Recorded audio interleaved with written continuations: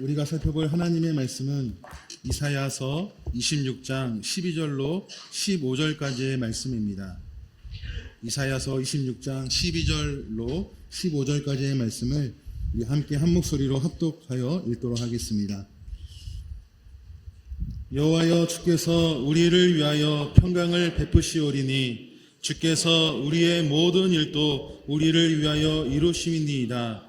여호와 우리 하나님이시여, 주 외에 다른 주들을 우리를 관할하여 싸우나 우리는 주만 의지하고 주의 이름을 부르리이다. 그들은 죽었은즉 다시 살지 못하겠고 사망하였은즉 일어나지 못할 것이니 이는 주께서 벌하여 그들을 멸하사 그들의 모든 기억을 없이 하셨음이니이다. 여호와여, 주께서 이 나라를 더 크게 하셨고 이 나라를 더 크게 하셨나이다. 스스로 영광을 얻으시고 이 땅의 모든 경계를 확장하셨나이다. 아멘. 우리 시간에 임재성 원로 목사님 나오셔서 평강을 주시는 분이라는 제목으로 말씀 전하실 때 큰 은혜 받으시길 바랍니다.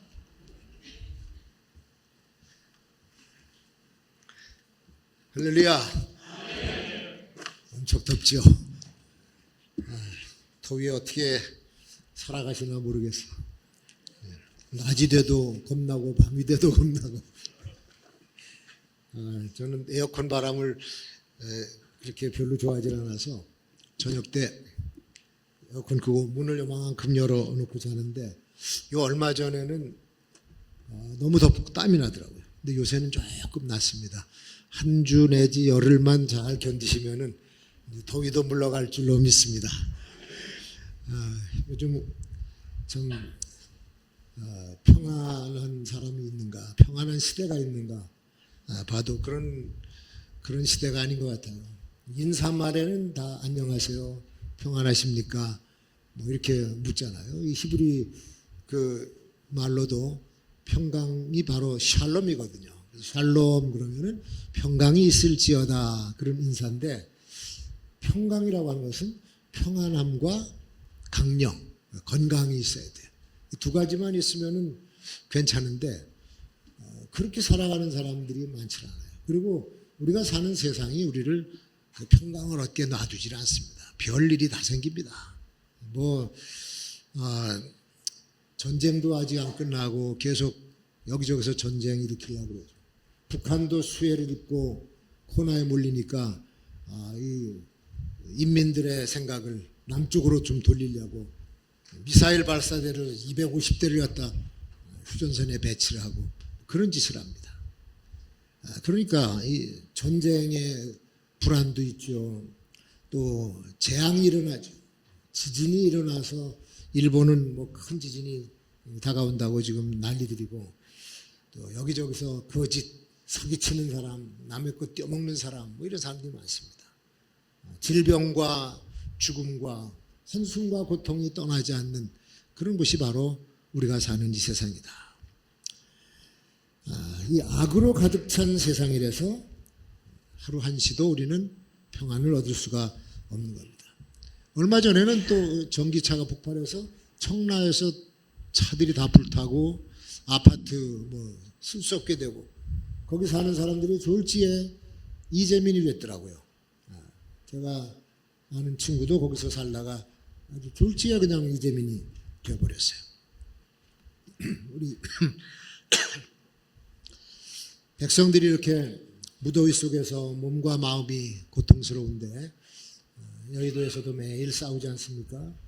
백성들을 위해서 국민들의 고충을 덜어주는 일을 좀 많이 했으면 좋겠다 하는 생각이 듭니다. 어쨌든 국내외적으로 살벌한 하루를 우리가 살아가고 있죠. 우리 이제 나이가 들었으니까 이제 이렇게 고통스러움 살다 죽어도 아깝지 않은데, 우리 자녀들의 세대, 또 우리 손주들이 살아가야 될 그 시대가 상당히 염려스러워요. 날이 갈수록 뜨거워지고 재앙이 계속해서 꼬리에 꼬리를 물고 일어나는데, 정말 그런 시대를 어떻게 살까? 내가 염려할 건 아니지만 하여튼 하나님께서 다 주관하시겠죠. 근데 성경 말씀에 보니까 한 가지 희망이 보여요. 세상이 아픔과 고통으로 가득 차 있다 해도 우리 하나님은 샬롬을 주시는 하나님이시다. 평강을 주시기를 원하시는 분이시다. 그래서 진정한 평안은 어디서 오느냐? 하나님께로서 오는 줄로 믿습니다. 그 백성들을 안정과 평강의 길로 인도해 주고 싶으신 분, 바로 우리 아버지 하나님이세요. 부모님들도 자녀들이 고통스럽게 살아가는 거 원치 않지 않습니까? 하물며 우리 하나님께서는 우리를 얼마나 더 평강으로 이끌어 주고 싶어 하십니다. 성경 말씀에도 그렇게 말씀합니다. 민수기 6장 26절에 여호와는 그 얼굴을 내게로 향하여 드사 평강 주시기를 원하며, 이사야 66장 12절에 보라 내가 그에게 평강을 강같이 그에게 열방의 영광을 넘치는 시내같이 주리라. 그래서 우리가 내게 강같은 평화 찬송을 부를 수가 있는 거죠. 성경은 평강을 주시는 분이 하나님이시라고 가르쳐줍니다. 다 믿는 사람들이 그렇게 평강 가운데 살면 얼마나 좋겠습니까마는, 하나님은 주고 싶어 하는데 마귀가 방해돼요. 마귀는 우리가 편안하게 행복하게 사는 꼴을 보질 못합니다. 원래가 거짓말하는 자, 원래가 이간질하는 자, 원래가 불화를 조장하는 자이기 때문에 싸움과 이간질과 불안이 있는 곳에는 반드시 마귀가 무슨 짓을 하든지 하고 있어요. 그래서 우리는 이 마귀를 이겨내야 될 줄로 믿습니다. 요즘 파리 올림픽이 진행 중입니다. 우리 선수들이 선전하고 있는데 지난주에 파리에서 목회하다가 은퇴하신 목사님을 만났습니다. 연합교회 원로 목사님이신데 그분이 그런 얘기를 하세요. 나는 요즘에 프랑스 올림픽을 보면서 하루도 마음 졸이고 기도하지 않은 적이 없다. 왜냐하면 프랑스가 유럽에서 제일 많이 회교도 테러가 일어나는 곳이 프랑스라는 거예요. 그러니까 이 올림픽 기간 동안에 끔찍한 일이 벌어지지 않을까 매일매일 기도하는데, 이제 오늘이 아마 마지막일 거예요. 지금까지 무사한데 좀 안도의 숨을 쉬겠더라고. 국제적인 축제의 기쁨 속에서도 우리가 상상하지 못할 끔찍한 일들이 언제든지 발생할 수가 있습니다. 우리나라가 2002년 월드컵 할 때 4강으로 막 치고 올라가면서 국민들이 얼마나 축제 분위기였습니까? 근데 서해 해전을 일으켜서 우리 병사들이 죽고 함정이 침몰되고 막 그런 일들이 생겼어요. 여호와 이외에 다른 것들을 따르는 자들, 다른 신들을 따르는 자들은 하나님의 창조 질서를 지키질 않고 윤리 도덕을 버립니다. 그리고 상식에 벗어난 짓들을 하는 것이 바로 이 하나님을 섬기지 않는 이상한 것들을 따라다니는 사람들. 예수 그리스도의 구속의 은총도 받아들이질 않습니다. 다른 신에게 예물을 드리는 자는 괴로움이 더할 것이라 시편 기자가 16절 4절에서 그렇게 말씀하고 있습니다. 이사야 59장 8절에 그들은 평강의 길을 알지 못하며 그들이 행하는 곳에는 공의가 없으며 굽은 길을 스스로 만드나니 무릇 이 길을 밟는 자는 평강을 알지 못하느니라. 하나님 없이 다른 길을 걷는 자들이 평강이 있겠어요? 심지어는 우상을 독사의 알 같다 그랬습니다. 먹으면 독으로 죽고 밟으면 터져서 독사가 나와서 물게 한다. 성경은 그렇게 말씀하고 있어요. 그러니까 죄에 연관되고 죄에 연루된 모든 것에는 평강이 없고 고통만 따르게 되어 있습니다. 악령은 뺏어가려고 하면 해요. 주려고 하질 않아요. 뺏어가려고 혈안이 되어 있습니다. 이방신에게 제사 드릴 때 제물들을 요구해요. 거기도 물론 물질도 요구하고 짐승도 요구하고 뭐 잡아 바치라 그러는데 나중에 끝에 가서는 사람을 잡아 바치라 그럽니다. 인신 제사를 요구하는 것이 이방신들의 공통점이에요. 그러니까 악령은 우리에게 평안을 주지를 못한다. 인간들끼리 서로 다투게 하고 불화를 조성하고 물질을 탐내서 빼앗고 결국은 파멸로 이끌어갑니다. 점집에 가서 점 보면은 돈을 많이 줘야 돼요. 부적 하나 쓰면. 어떤 건 뭐 수백, 수천만 원 쓰면 그것도 내더라고. 교회 다니는 사람도 가끔 점 보러 와서 내. 하나님 앞에는 잘 안 내면서 그렇게 인색한데 우상에 가서는 턱턱 낸단 말이에요. 이해가 안 가요. 다른 신에게 예물을 드리는 자는 괴로움이 더할 것이라 여러분 명심하시기 바랍니다. 우상과 이방신을 섬기면 평강이 없습니다. 근데 그런 상황 속에서 성도들이 결단을 해야 돼요. 오늘 13절이 그 말씀입니다. 주 이외에 다른 신들이 우리를 관할하였지만 우리는 주만 의지하고 주의 이름만 부르겠나이다. 주님만 의지하면 하나님이 그 의지하는 백성들 위해 역사하시는 줄로 믿습니다. 여호와의 말씀이니라. 보라, 때가 이르리니 내가 다윗에게 한 의로운 가지를 일으킬 것이라.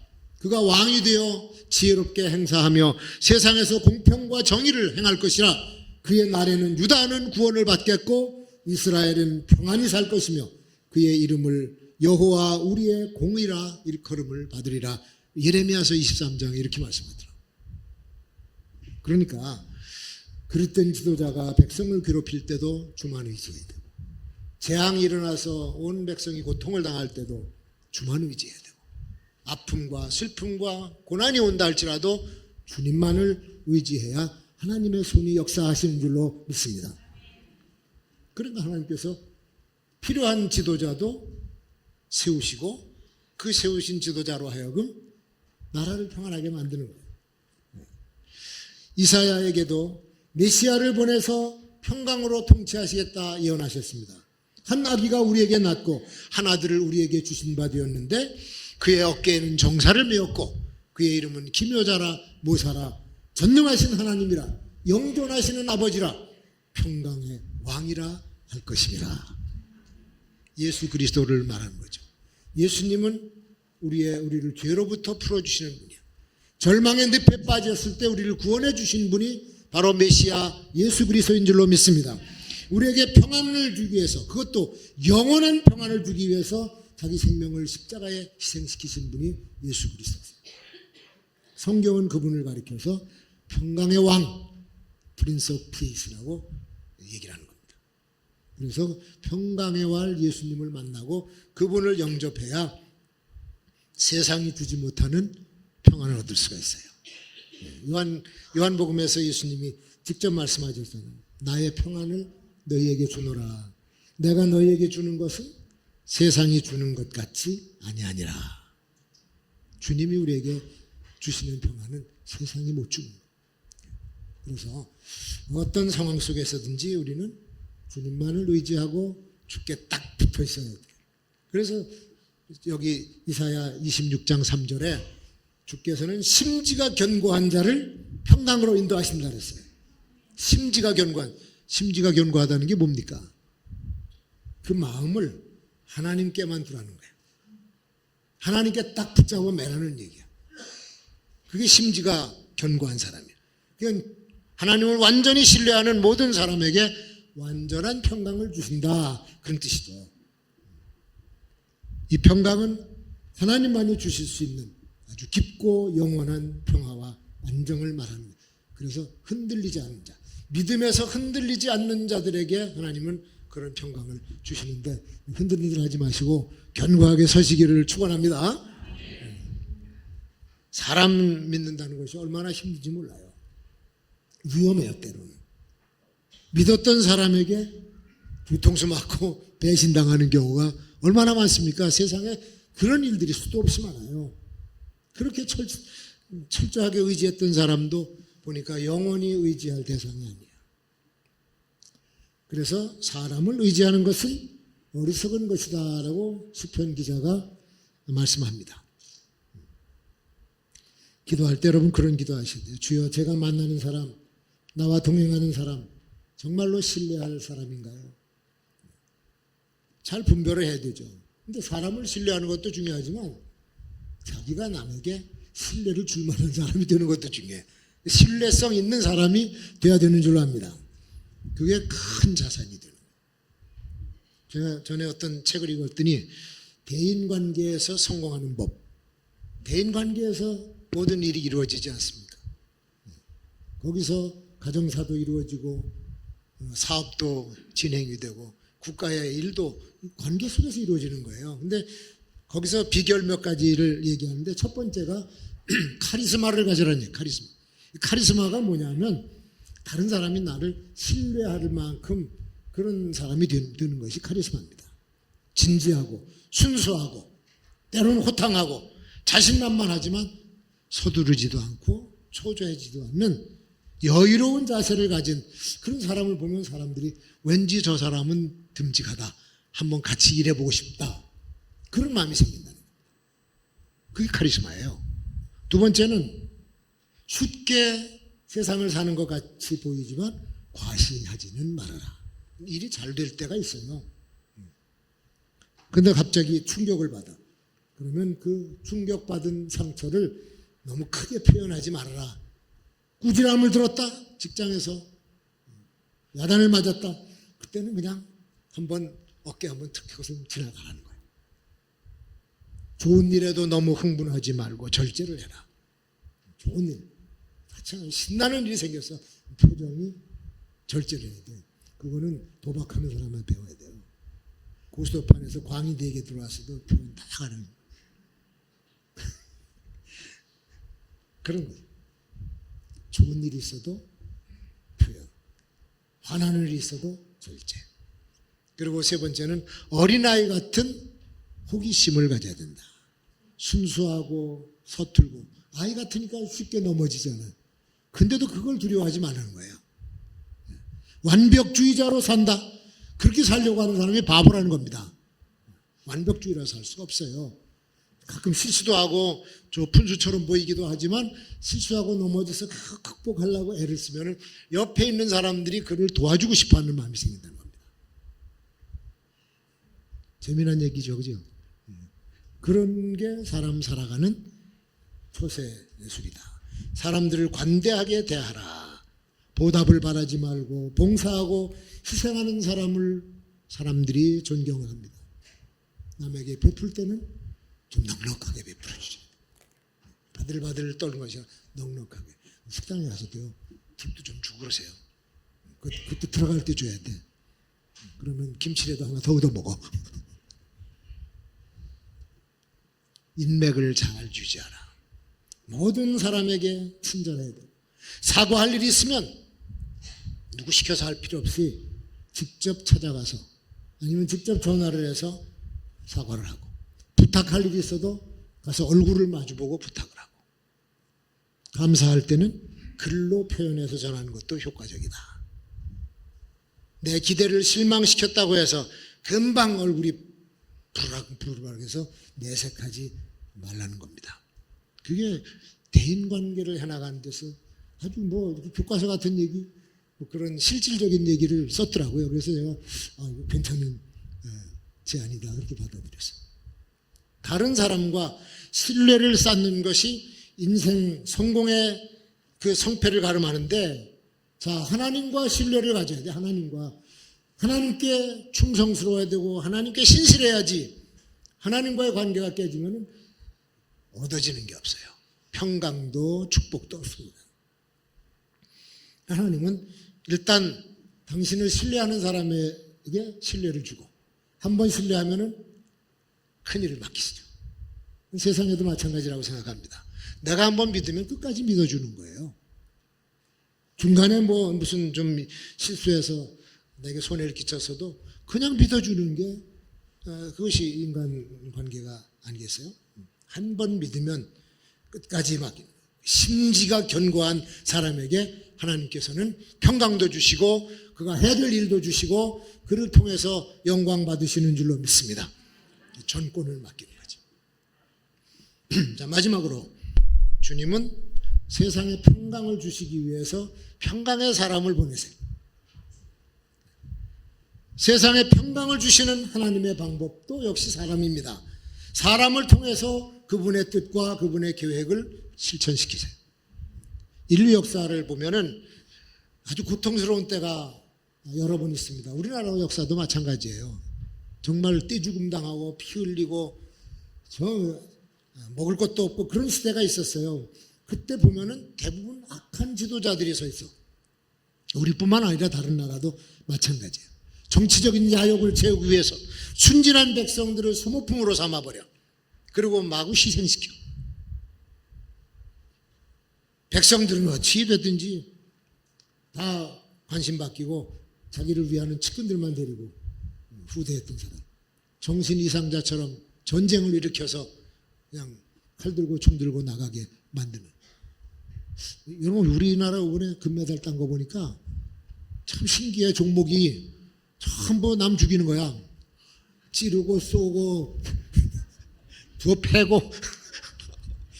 우리나라가 싸움 잘하는 민족 같아. 그러니까 여기저기서 싸움하지. 하여튼 그런 사람, 정신이장자들이 지도자로 세워지면 백성들이 고통을 당하고 그 시대는 아주 비극적입니다.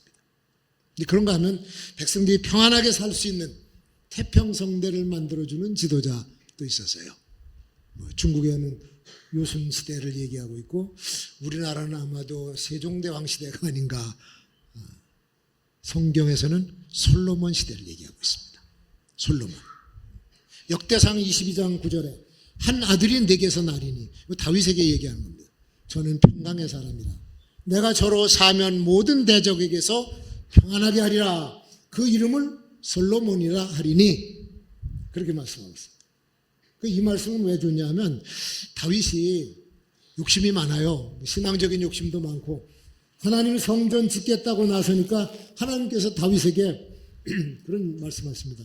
너는 손에 피를 많이 묻힌 전쟁의 사람이야. 내 열심과 충성심은 내가 잘 알고 있지만 하나님의 거룩한 성전은 그 손으로는 지을 수가 없어. 그러면서 9절 10절에서 말씀을 준 겁니다. 여러분, 하나님의 성전은 열심히 있다고 짓는 게 아니에요. 그 솔로몬을 딱 얘기하면서 저가 내 이름을 위하여 전을 건축할지라. 저는 내 아들이 되고 나는 저의 아비가 되어 그 나라의 위를 이스라엘 위에 굳게 세워 영원까지 이르게 하리라.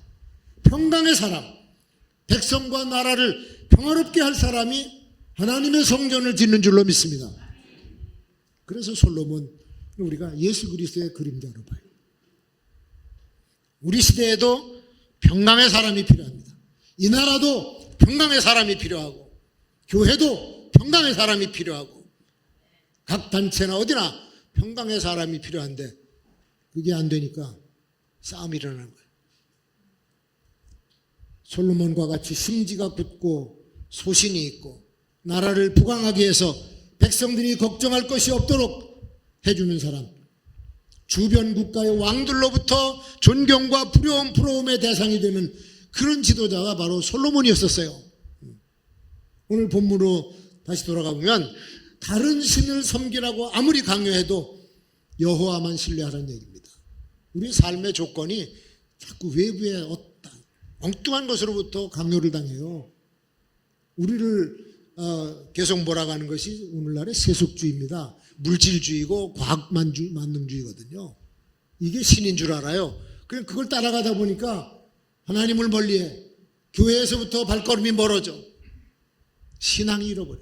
그러면 지금 교회마다, 한국 교회 보면요, 어느 교회든지 대부분의 교회들이 지금 성도들의 수가 줄어가고 젊은이들은 벌써 떠나고 있고, 뭐 애를 안 낳기 때문에 학교도 문을 닫고 교회 학교도 문을 닫습니다만은 벌써 그 마음속에 다른 것들을 다 쫓아가고 있어요.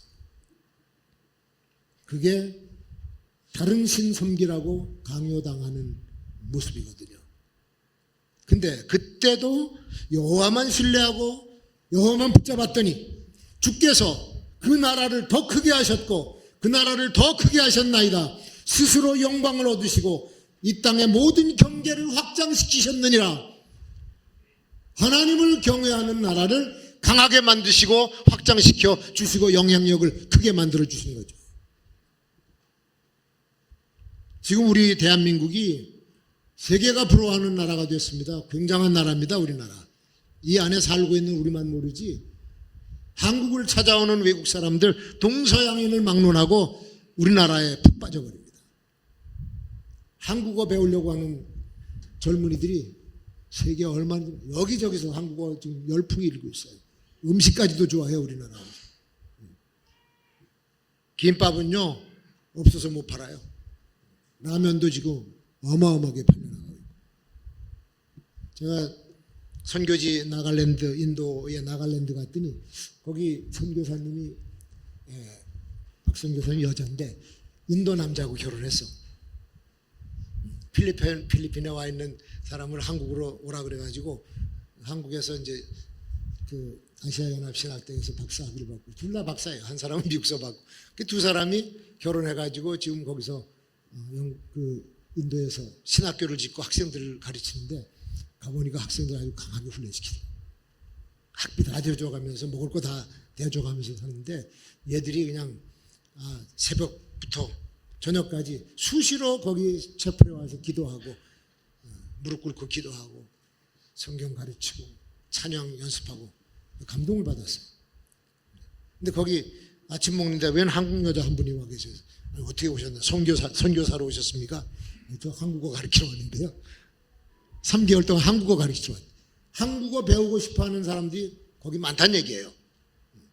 몽골의 수도 울란바토르 가면은 사람들이 대부분 한국어 하고 다녀. 우리나라 시유도 거기가 있고. 저 2007년에 갔을 때는 시골이었어요.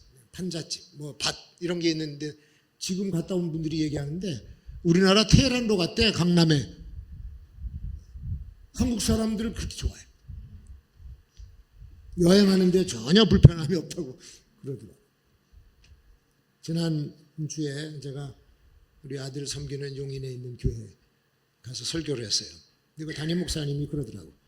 요 옆에 한국 외국어 대학이 있는데 그 외국어 대학에 한국 학생들 수는 점점 줄어가고 외국에서 유학 온 학생들이 점점 많아진대. 인하대학도 엄청 많습니다, 지금. 외국 유학생들이. 근데 그 학생들이 한국에 오니까 여기 뭐 사장들한테 멸시당하고 무시당하고 푸대접당하고, 여자들이 좀 반반하면은 겁탈당하고 막 그러는 거예요. 그런데 그 학생, 여기 와 있는 유학생들의 자기 고국의 집안 배경이 어마어마해요. 장관 아들, 무슨 큰 회사의 딸, 이런 사람들이 와서 공부를 하고 있어. 선교사가 그 나라 가면요, 그런 사람 못 만납니다. 좀 소위 말해서 저층 계급의 사람들이 먼저 만나지. 근데 여기서는 최고위층 자제들을 만나요. 그래서 제가 그 얘기를 듣고 느낀 바가 있어요. 야, 하나님께서 우리에게 주신 진짜 절호의 찬스다. 우리나라 유학생들이 미국에 가서 공부하는데, 거기 MIT에 다니고 뭐 이제 그런 공군 소장이 와서 공부하고 있더라고. 그 한인교 조그만데 거기 와서 같이 밥 먹으면서 뭐 하는 사람이요? 그러니까 나 공군 소장인데 국비로 와서 공부하고 있대. 거기서 복음을 심어가지고 보내는 거예요. 여기서 그 학생들을 만나가지고 뭐 회교권에서 왔든 불교권에서 왔든 복음을 심어주면 돌아가서는 그 역할을 하거든요. 아주 중요한 사역이다. 지난달에 제가 외국인 선교회 대표를 맡아서 들어가 보니까 20여 년 전에 봤던 거하고 다르더라고요. 그때는 수입도 별로 안 좋아가지고 불법 체류자도 많고, 그래서 우리가 많이 도와줬어요, 물질적으로도. 그리고 의료 봉사도 해주고, 여기 이제 의사된 장로님 집사님들이 오셔가지고 그들을 이렇게 치료해주고 그랬습니다. 치과도 봐주고. 지금도 치과 시설이 있더라고요. 근데 요즘 안 와요. 왜 안 오냐면 수입이 한국 사람처럼 많이 받아. 그리고 보험 다 들었어. 아프면요 병원에 데려달랍니다. 우리나라 사람처럼 똑같이 병원에 데려달라. 그 병원까지 데려다 주는 일이야. 거기서 안 해요, 이제. 많이 바뀌었어요, 지금. 선교의 패턴도 바뀌어져야 되고 전략도 바뀌어져야 됩니다. 그냥 외롭고 차별 대우받는 거, 그게 싫은 거야. 그럼 우리는 그대로 형제처럼 대우해 주면 되죠.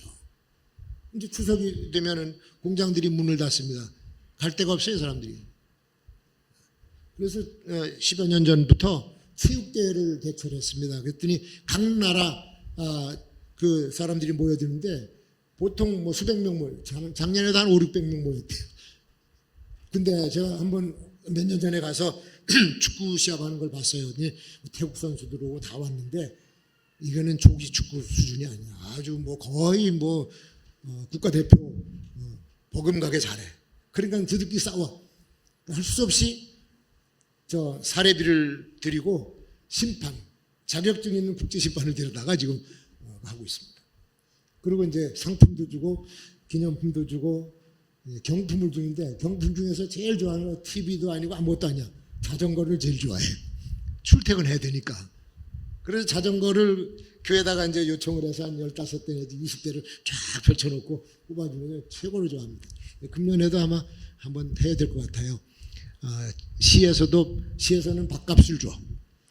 도시락을 제공을 해주는데 그것도 고기 밥값만 써야지 다른 데도 못 써. 그러나 이제 이런 것들 그 기념품이나 이런 거는 이제 우리가 해야 되죠. 그 제가 왜 이 말씀드리냐면 우리나라의 위상이 지금 경제적으로나 영적으로나 굉장한 수준에 올라와 있어요. 전에는 미국에 신학 공부하러 다 미국으로 왔습니다. 그래서 미국 박사 따오면은 최고인 줄 알았는데 요새는 미국에 신학교들이 문을 닫고 있어요. 한국 사람들이 와서 공부해 주길 바라는데 누가 이제 거기 미국 갑니까? 우리나라가 교회가 더 발전되고 우리나라 경제력도 있고 한데 거길 뭐하러 갑니까? 그만큼 굉장한 위치에 와 있다. 이 땅에 와 있는 많은 나그네를 둔 사람들 우리가 돌봐야 돼요. 우리 한국교회를 더 강하게 하고 믿음을 이룰 때 더 강하게 해서 세속에 흔들리지 않고 심지가 굳게 거센 세속의 물결에도 어떤 아픔과 슬픔과 환난에도 요동하지 않고 여호와만을 의지하는 강한 믿음을 소유해야 될 줄로 믿습니다. 많은 사람들이 평안을 누리지 못하고 불안과 염려 속에서 하루하루를 살아가고 있습니다. 두려워하고 있습니다. 그들에게 주님의 평강과 축복을 나누어주는 평강의 성도들이 되시기를 주의 이름으로 축원합니다. 기도하겠습니다.